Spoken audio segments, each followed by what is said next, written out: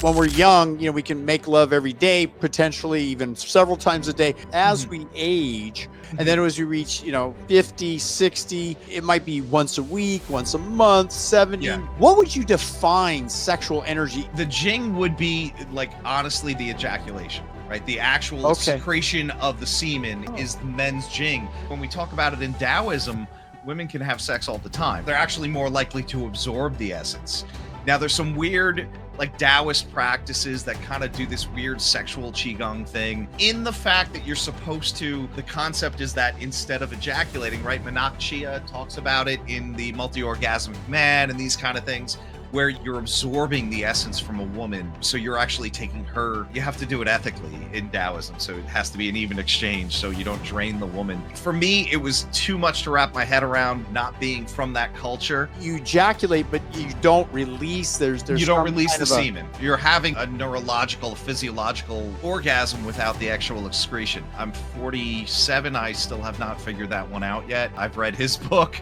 I've tried practicing his stuff, and some things and what they're talking about is masturbation, too much sex. What we're seeing is there's some studies that's something we don't want to see. I've studied this because obviously I was writing a book, and it 36 years to write the book, only because when I first wrote the first manuscript of it, I didn't believe my own theories because no one else was saying this. The Joy of Sex was saying all you do is mount a woman, you do count numbers, last longer. And it was ridiculous. The reality is Masters and Johnson and the other famous sex researcher the Kinsey report, Alfred Kinsey, they proved, that orgasmic ability, and then later the book by Ian Curran talks about she comes first, that, a woman doesn't essentially ejaculate, or if they do, I mean, that's a different discussion. But orgasm through primary basic intercourse. It's usually direct oral to the clitoris, but he was interviewed by that London guy, Brian. He's always controversial and he brings on different people. But long story short, he was saying there's a cervical orgasm, which I found to be true the case as well, which is really deep. No male organ, no matter how big a guy brags they are, would ever reach it. I mean, maybe if the woman's acrobatic. Point is, a German book was written called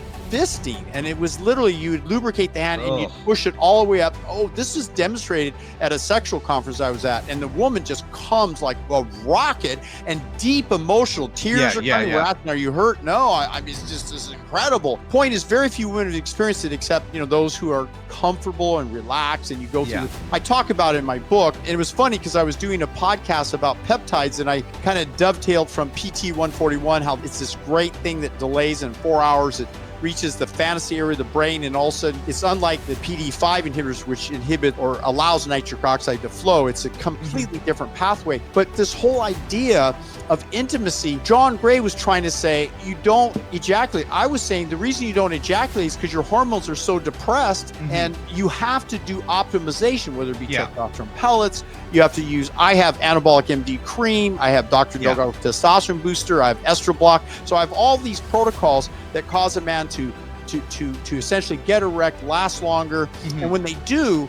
it's very, very explosive, much like when you did when you were 20s and your 30s, which is what every guy's dream is when you're still in your 60s and I'm turning 70.